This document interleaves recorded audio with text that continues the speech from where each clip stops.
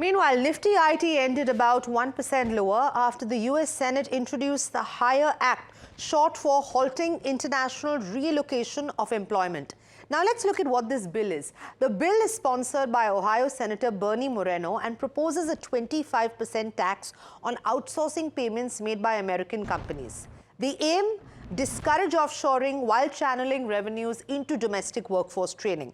If cleared, the move could weigh heavily on Indian IT majors like Infosys, TCS and Wipro by shrinking their US contract pipeline. For more on this, let me go across to my colleague Jasmeet, who's standing by in the newsroom. Jasmeet, give us a sense of, more importantly, what the Hire Act aims to do and the kind of impact that we saw in the markets today. Well, right, yes, thank you for that. First, let's talk about the impact. Well, the Nifty IT was nearly 1% down, and let's quickly understand what the act is about. Now, the Hire Act basically says all the companies that outsource their work to the Indian ITs or any other IT companies out there, they got to pay additional 25% charge.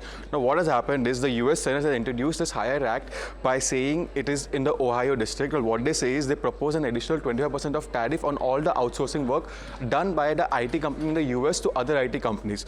Now, what it also says is, he mentions hit the companies where it hurts, that is their pockets. That are the words of the Ohio Senate. Now, what he also says that bill sets what the money received from this bill is all set as a domestic workflow fund, which will be further used for apprenticeship and training of other people.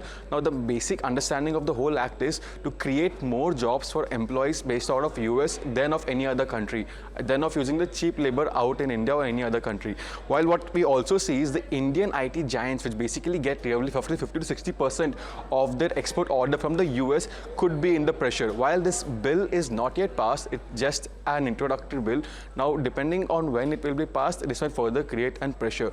Just to give you an understanding of how the act works, suppose every $100 of work given to outsourced party, the US client will be paying additional 25% on it. Further on that, they won't be able to claim the expense benefit. So basically, the additional tax of 21% of the regular tax they pay, additionally 25% of the outstanding tax. So roughly $100 work would become 140 to 150 rupees by this addition, which will create a lot of pressure on the US clients. So this is the reason why Indian IT stocks were in pressure today, and it's something to watch out how this bill turns out going forward in the year.